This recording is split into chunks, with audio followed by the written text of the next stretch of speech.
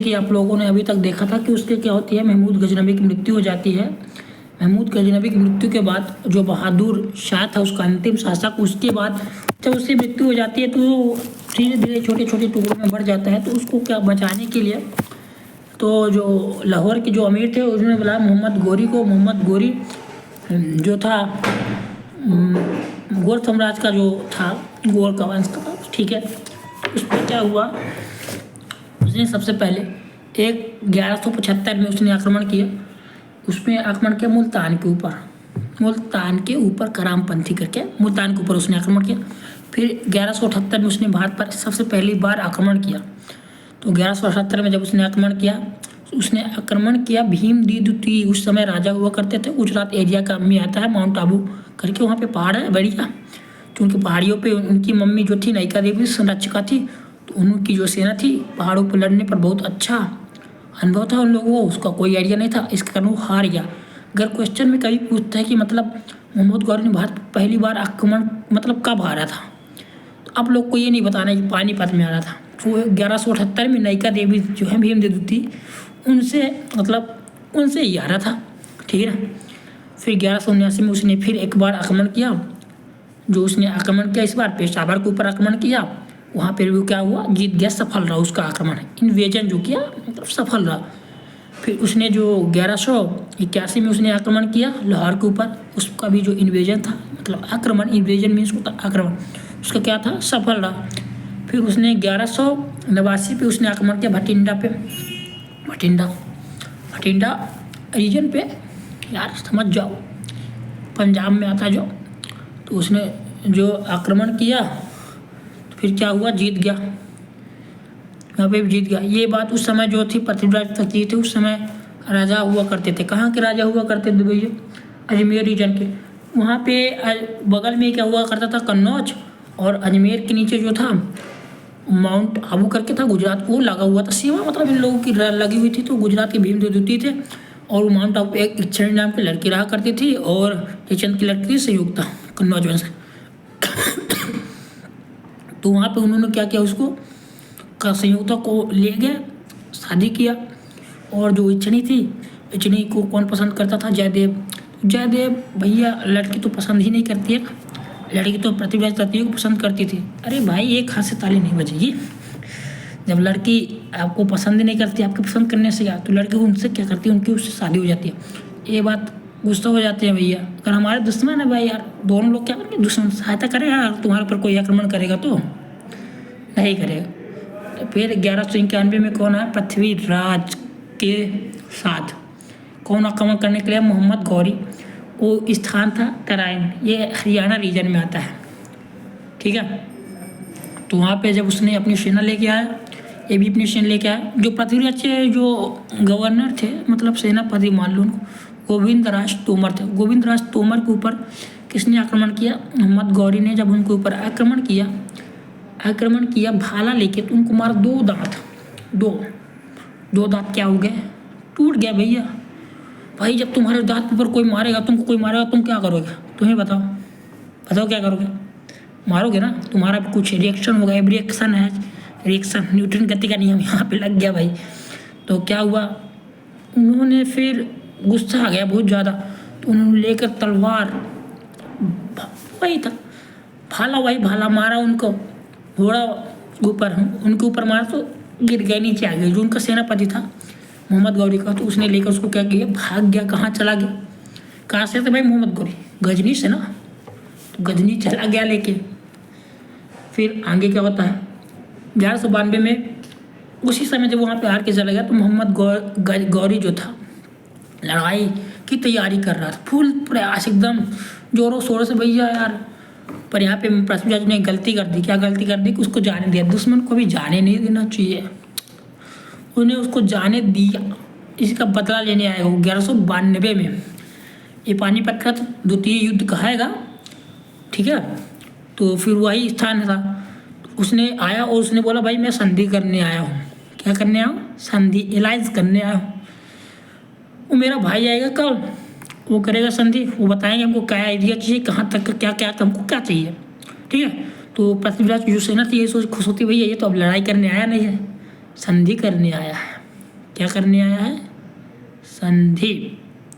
तो पृथ्वीराज की जो सेना थी बहुत ही मज़ा ले रही थी, मतलब शराब शराब नहीं, सोमरस पी रही थी।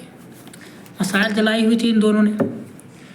जो मोहम्मद गौरी की जो सेना थी बहुत ही आराम कर रही थी, मज़ा मार रही थी। बोलो तो यार मस्त एकदम मज़ा मार रही थी, सो रही थी।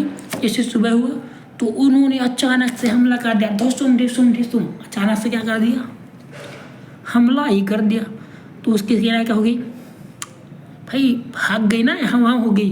तो पृथ्वीराज की यहाँ पे क्या हो जाती है? मृत्यु। लेकिन वहाँ के जो उनके दरबारी कवि थे कौन थे? पृथ्वीराज रासो को एक किताब लिखी है, उनका क्या नाम था? बताओ बताओ बताओ। चलो मैं ही बता देता हूँ। उनका नाम था चंद्रवरदाई दाई। चंद्रवरदाई दाई ने क्या किया कि उन्होंने बोला कि भाई उन्होंने जो अपनी किताब में लिखा पृथ्वीराज रासो में, उसमें लिखा ये कि जब पानीपत का द्वितीय युद्ध हुआ तो मोहम्मद गौरी जो था उसने ले गया उसको, पृथ्वीराज तृतीय को ले गया। कहाँ ले गया? गजनी ले गया। गजनी ले जाकर उसने क्या कर दिया? जेल पे डाल दिया। उसने क्या किया? पहले उसने बोला भाई यार ले गया, पहले सबसे पहले तो डायरेक्ट तो जेल में नहीं डालेगा ना यार। पहले उसने बोला भैया मोहम्मद पृथ्वीराज जो अपना मुँह पे ताव देता ऐसे ऐसे ऐसे ऐसे कर रहे थे। तो बोला नीचे करो मुँह अपना, सर नीचे करो। लेकिन भैया यार चौहान वंश के थे वो भी, उन्होंने सोचा थोड़ी ना अपने इंडिया वाले ऐसे ही नीचे नहीं करेंगे, उन्होंने नीचे नहीं किया। तो ये बात मोहम्मद गौरी को अच्छी नहीं लगी और उसने क्या किया? आँखों को क्या किया? निकाल लिया। आँखें निकालने के बाद क्या किया? अंधा हो गया भाई, फोड़ दिया आँखें उसकी, उसको जेल में डाल दिया। फिर वहीं पे यही बात पता चलता है किसको? चंद्रवरदाई को। वो भी आते हैं और वहाँ पे उन्होंने एक कविता गुवाते हैं, 4 बास अंगुलष्ट 24 वीर प्रमाण, ऐसे करके था कुछ। मतलब संकेत दिया कि भाई ये यहाँ पे बैठा हुआ है, एक गद्दी है, इतना उसका ये है। मतलब उन्होंने संकेत दिया। उसमें क्या हुआ कि उन्होंने शब्दवेदी बाण क्या हुआ? वो बोला शब्दवेदी चढ़ा सकते हैं, शब्दवेदी बाण। उन्होंने शब्दवेदी बाण चलाया तो उसकी क्या हो जाती है? मोहम्मद गौरी की मृत्यु हो जाती है। किसके अनुसार? चंद्रवरदाई के अनुसार, पृथ्वीराज रासो में जो उन्होंने लिखा है। बस यही था। इसके बाद जो इतिहासकारों को बात करें तो उन्होंने बोला कि नहीं भाई उसकी मृत्यु तो अभी नहीं हुई थी। उसने जब चला गया 1192 में, 1194 में उसने एक बार फिर युद्ध किया। जो कन्नौज के जो राजा थे जयचंद थे, ठीक है ना? कन्नौज के जयचंद थे, ठीक। उन्होंने उसका साथ दिया था पानीपत के द्वितीय युद्ध में। फिर भी उनके ऊपर उसने आक्रमण कर दिया भाई। कभी भी बहुत रोशन नहीं करना चाहिए, तो उसने उसके ऊपर आक्रमण कर दिया, वहाँ भी जीत गया। फिर बोला जाता है इतिहासकारों के अनुसार कि 1205 ईस्वी में उसने खोखर को युद्ध किया था, जिसमें बुरी तरह से घायल हो गया था। बहुत ही पूरा मतलब घायल हो गया था। उसके 1 साल बाद उसकी क्या हो जाती है? मृत्यु हो जाती है। इसके बाद शुरू होता है कुतुबुद्दीन ऐबक। तो आपको लगता होगा दिल्ली सल्तनत की जो स्थापना की थी इसने की थी 1206 में, और गुलाम वंश की स्थापना करने वाले संस्थापक था, ठीक है। तो क्या होता क्या है? कुतुबुद्दीन ऐबक मतलब क्या होता है? सबसे पहले जान लो यार। ऐबक मतलब होता है चंद्रमा का राजा। ऐबक मतलब क्या होता है? चंद्रमा का देवता। राजा नहीं बोलेंगे, चंद्रमा का देवता, सॉरी यार टंग स्लिप हो गई। ऐबक मतलब होता है चंद्रमा का देवता, moon, the God of moon, ये बोल सकते हैं आप लोग। और ये भी कौन था? मोहम्मद गौरी का गुलाम था। ये कैसे गुलाम बना इसकी कहानी जानेंगे। छोटे से एक एरिया है अफगानिस्तान में, वो उस एरिया का नाम है निशापुर एरिया आता है। निशापुर में क्या लगता है? गुलामों का मेला लगता है। मेला करने जाते हो ना तुम लोग? हाँ, लेकिन वहाँ गुलामों का मेला लगता है भाई, गुलामों वाला, कैदी वाला। हाँ मतलब गुलाम बेचते हैं पुराने ज़माने भाई, कुछ भी बेच दो। गुलामों का मेला लगता है। उस मेले पे क्या हुआ? एक काजी थे, काजी जानते हो? मुसलमान में जो थे शादी कराते हैं, वही यार, वही जो काजी थे। अब्दुल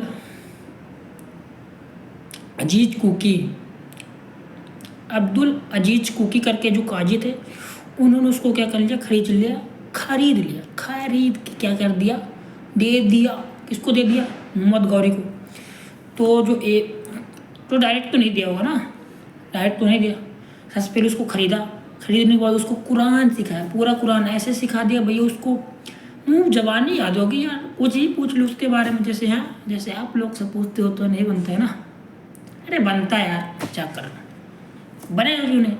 तो उसने भी क्या किया कि पूरी कुरान को याद कर लिया एकदम। अब आ रहा ना मज़ा आ रहा होगा। अगर मज़ा आ रहा होगा ना, लाइक कमेंट सब्सक्राइब एकदम ठोक दो, बढ़ा दो। तो खरीद लिया, हम लोग बात करें, खरीद लिया उसको, दे दिया इसको मोहम्मद गौरी को। जो जब सिखा दिए ये सब, कुरान खा उसको उपाधि दिए, कुरान खा के नाम से भी जाना जाता है। कुरान खा किसे नाम से जाना जाता है बताए कोई?